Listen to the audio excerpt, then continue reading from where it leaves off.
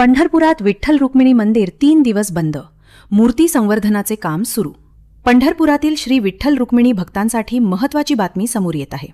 श्री विठ्ठल आणि रुक्मिणी मातेच्या मूर्तींच्या संवर्धनासाठी विशेष लेपन प्रक्रिया करण्यात येणार आहे। यासाठी आज 22 जून रोजी रात्री 10 वाजल्यापासून मंदिर भाविकांच्या दर्शनासाठी बंद ठेवण्यात येणार असून हे काम 24 जून पर्यंत चालणार आहे। श्री विठ्ठल आणि रुक्मिणी मातेच्या मूर्तींच्या चरणभागाची झीज होत असल्याने पुरातत्व विभागाच्या मार्गदर्शनाखाली संवर्धनाचे काम हाती घेण्यात आले आहे। झीज झालेला भाग भरून काढण्यासाठी विशेष रासायनिक लेपन प्रक्रिया करण्यात येणार आहे। आगामी आषाढी यात्रेच्या पार्श्वभूमीवर हे काम पूर्ण करण्याचे नियोजन करण्यात आले आहे।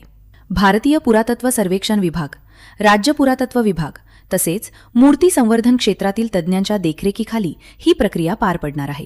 पुरातत्व विभागाचे अधिकारी, स्थानिक महाराज मंडळी, मंदिर समितीचे पदाधिकारी आणि सल्लागार परिषद सदस्यांच्या शिफारशींनुसार हे संवर्धनाचे काम करण्यात येत आहे। दरम्यान या लेपन प्रक्रियेला काही संघटनांनी विरोध दर्शवत न्यायालयात अर्ज दाखल केला होता।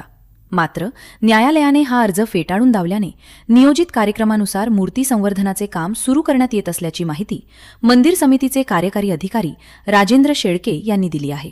जिल्हाधिकाऱ्यांच्या मार्गदर्शनाखाली झालेल्या बैठकीत वारकरी संप्रदायालाही याबाबत माहिती देण्यात आली असून 3 दिवसात संवर्धनाचे काम पूर्ण करण्याचा प्रयत्न केला जाणार आहे।